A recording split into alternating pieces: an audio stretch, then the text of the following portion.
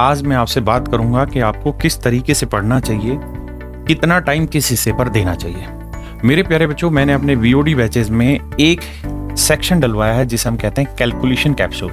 मेरे प्यारे बच्चों, ये कैलकुलेशन कैप्सूल का मतलब है कि छोटी छोटी कैलकुलेशन की ट्रिक्स इन कैप्सूल्स में डाली गई। बहुत छोटी छोटी वीडियो बनाई, कोई 2 मिनट की है, कोई 2.5 मिनट की है, कोई 10 मिनट की, कोई 12 मिनट की, ऐसे बहुत सारी छोटी छोटी वीडियो बनाई है कैलकुलेशन के ऊपर। इन कैलकुलेशन कैप्सूल को आप अपने अकॉर्डिंग जब आपके पास समय हो या जब आप पढ़ाई से बोर हो रहे हैं उस समय ओपन करिए और ध्यान से उसको पढ़ लीजिए, बस इतना। मेरे नन्हे मुन्ने बच्चों, अब मैं आपसे चर्चा कर रहा हूं कि आपको कैसे पढ़ना चाहिए, कैसे नोट्स बनाने चाहिए, किस तरह तैयारी करें कि अगले आने वाला 5 महीना आपके सिलेक्शन को लेके आए। देखो दोस्त, मैं आपको ये सलाह दूंगा कि जब आप अपनी पढ़ाई स्टार्ट कर रहे हैं तो जो सबसे पहला आपको चैप्टर पढ़ना चाहिए वो पढ़ना चाहिए डेसिमल।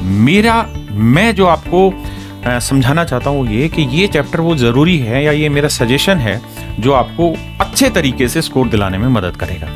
दूसरा चैप्टर मेरे प्यारे बच्चों आपको पढ़ना चाहिए नंबर ऑफ डिजिट। तीसरा चैप्टर पढ़ना चाहिए डिजिटल सम। चौथा चैप्टर पढ़ना चाहिए क्लासिफिकेशन ऑफ नंबर।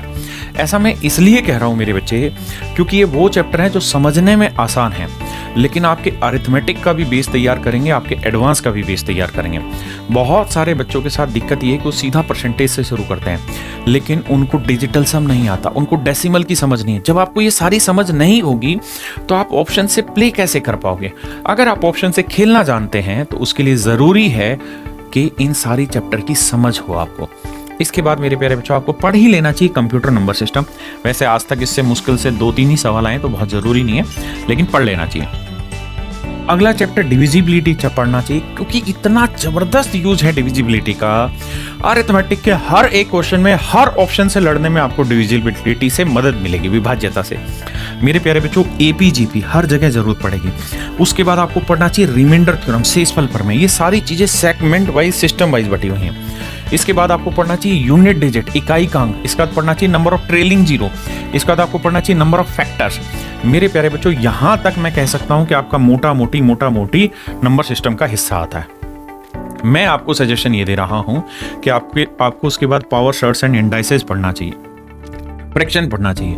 आप अरिथमेटिक में कहीं पे भी पढ़ेंगे कैलकुलेशन में, अगर कैलकुलेशन ये आ गई 999 सही 972 बटे 999 गुना 99, ऐसा कुछ कैलकुलेशन आ गई और अगर आपने यहाँ 100 ट्रिक्स नहीं पढ़ी, उसके कॉन्सेप्ट को नहीं जाना, तो वहां तो आप फंस के बैठ जाएंगे, आप कैलकुलेशन कर ही नहीं पाएंगे। इसलिए जरूरी है कि आप फ्रैक्शन पढ़ें। इसके बाद आपको कैलकुलेशन के बोर्ड मास की समझ हो, साथ साथ कैलकुलेशन कैप्सूल को रोज थोड़ा थोड़ा पढ़ते रहिए। और ये इतने छोटे छोटे चैप्टर हैं कि डेली आप वीओडी में 2-2, 3-3 चैप्टर डेली आराम से खत्म कर सकते हैं, कोई दिक्कत नहीं है। इसके बाद मेरे प्यारे बच्चों आपको सीरीज पढ़ना चाहिए। फिर आता है कंपोनेंडो एंड डिविडेंडो, योगांतर अनुपात। हर एक चैप्टर की जो पीएनजी है वो हिंदी में भी है, इंग्लिश में भी है। जो पीडीएफ है वो हिंदी में भी है, इंग्लिश में भी है। हर चीज़ मैं आपको पहले हिंदी में भी समझाऊंगा और इंग्लिश में भी समझाऊंगा। जो हैंड रिटन सॉल्यूशन मिलेंगे आपको, जो हाथ से लिखे हुए क्लास नोट्स हैं, वो दोनों भाषाओं में लिखे हुए हैं। पीडीएफ दोनों भाषाओं में, बोर्ड की पीएनजी दोनों भाषाओं में, तो आपको समझने में मजा आएगा। इसके बाद मेरे प्यारे बच्चों फिर हम आते हैं 17वें नंबर पे अलजेब्रा। और अलजेब्रा सुन के ये मत सोचिए कि हम एडवांस पहले क्यों पढ़ें। बाबू a+b का होल स्क्वायर भी करोगे तो वो अलजेब्रा कहलाएगा। और हमें छोटे छोटे फार्मूले पढ़ लेने चाहिए। अगर आप एसएससी की तैयारी कर रहे हैं, आप बैंकिंग की तैयारी कर रहे हैं, आप सीसेट की तैयारी कर रहे हैं, यहीं से सारा सवाल बनता है। तो मेरे प्यारे बच्चों फिर मैं आपको सलाह दूंगा, अलजेब्रिक फार्मूला पढ़ लीजिए, a³ + b³ का, a+b³ का। फिर आपको कुछ अलजेब्रिक रिजल्ट है वो पढ़ने चाहिए। फिर आपको अलजेब्रिक आइडेंटिटीज एंड एक्सप्रेशन पढ़ना चाहिए। फिर मेरे प्यारे बच्चों अलजेब्रिक आइडेंटिटी की मैक्सिमम एंड मिनिमम वैल्यूज पढ़नी चाहिए। उसके बाद 18वें नंबर पे मेरे प्यारे बच्चों मुझे लगता है आपको पढ़ना चाहिए पोलिनोमियल, जिसे हम हिंदी में बहुपद कहते हैं। और इसी के अंदर एक चैप्टर आता है क्वाड्रेटिक इक्वेशन। अरिथमेटिक में न जाने कितने ऐसे सवाल बनेंगे जहाँ क्वाड्रेटिक इक्वेशन बनेगी और उस क्वाड्रेटिक इक्वेशन में आपकी बहुत ज़्यादा ज़रूरत होगी इस चैप्टर की समझ की। तो मुझे लगता है सबसे पहले आपको ये 18 चैप्टर पढ़ने चाहिए। जब आपके ये 18 चैप्टर कंप्लीट हो जाए उस दिन आप आइए मेरे प्यारे बच्चों अरिथमेटिक में और सबसे पहले पढ़ने की शुरुआत करिए परसेंटेज से, then compound interest, then simple interest, then profit and loss plus discount. ये बहुत बड़े बड़े चैप्टर हैं। फिर आप रेशियो एंड प्रोपोर्शन पढ़िए, फिर पार्टनरशिप पढ़िए, फिर मिक्सचर एलिगेशन पढ़िए, फिर एवरेज पढ़िए। फिर एलसीएम एचसीएफ पढ़िए, फिर टाइम एंड वर्क पढ़िए क्योंकि टाइम एंड वर्क में इसकी ज़रूरत होती है, फिर पाइप एंड सिस्टम पढ़िए, फिर वर्क एंड वेजेज पढ़िए, फिर टाइम स्पीड एंड डिस्टेंस पढ़िए, बोर्ड स्ट्रिंग पढ़िए, रेस्ट पढ़िए, प्रोबेबिलिटी पढ़िए, प्रायिकता पढ़िए, और फिर मेरे प्यारे बच्चों एक टॉपिक होता है स्टैट्स, सांख्यिकी। सांख्यिकी को अगर आप सही मायने में पढ़ना चाहते हैं तो मैं आपको सलाह दूंगा कि जिस दिन आपका एवरेज खत्म हो उसके जस्ट बाद आप स्टैट्स पढ़ें, उसके जस्ट बाद स्टैट्स पढ़ें।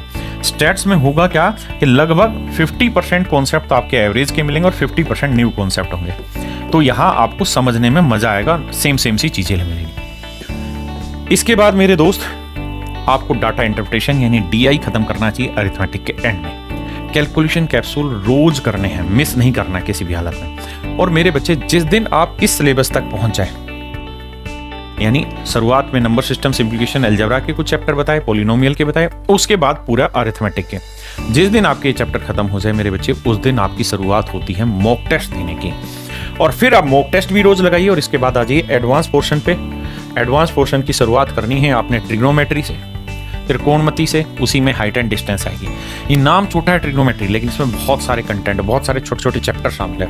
फिर आना है मेरे बच्चे ज्योमेट्री से। ज्योमेट्री में बहुत सारे छोटे छोटे चैप्टर हैं, सर्कल है, कोड्स हैं, बहुत सारी चीज़ें हैं, ये सब पढ़ना है। इसके बाद मेरे प्यारे बच्चों आना आपको मेंसुरेशन 2D। मेरी क्लास में मेंसुरेशन 2D जो है वो मैं ज्योमेट्री के साथ ही पढ़ाता हूँ या ज्योमेट्री में मिला के पढ़ाता हूँ, मेंसुरेशन 2D। फिर आता आपका मेंसुरेशन 3D जिसमें वॉल्यूम होता है, 3D फिगर्स होती हैं। फिर आता है कोऑर्डिनेट ज्योमेट्री, और यहाँ मेरे प्यारे बच्चों आपका टोटल एडवांस हिस्सा खत्म हो जाता है। तो मेरे बच्चे मैं उम्मीद करता हूं कि आपको समझने में इसी तरीके से मजा आएगा। मेरे प्यारे बच्चों मेरा अरिथमेटिक एडवांस दोनों बैचेज आपके साथ अवेलेबल है। अगर आप एडवांस वीओडी लेना चाहते हैं 599 की, अरिथमेटिक वीओडी लेना चाहते हैं 599 की, और अगर आप दोनों मिलकर लेते हैं तो आपको 200 रुपये का डिस्काउंट होता है और 999 रुपये में कंप्लीट मैथ तैयार करने का मौका मिलता है। मेरे दोस्तों अगर आप भी सिलेक्शन लेना चाहते हैं, अगर आप भी अपना सिलेक्शन लेने के बाद मेरे साथ चाय पर चर्चा करना चाहते हैं, अपने जीवन की जर्नी और लाखों बच्चों को बताना चाहते हैं, तो मैं आपका इंतजार कर रहा हूं। मैं अगली और इंट्रो वीडियो बनाऊंगा जहां मैं आपको बताऊंगा कि प्रैक्टिस कैसे करें चैप्टर खत्म होने के बाद, आप अपने डाउट हमसे कैसे डिस्कस करें। मेरे प्यारे बच्चों मॉक टेस्ट कहां से देना है, ये सारी इंफॉर्मेशन मैं आपके लिए यहीं प्रोवाइड करूंगा। अभी के लिए इतना ही, धन्यवाद।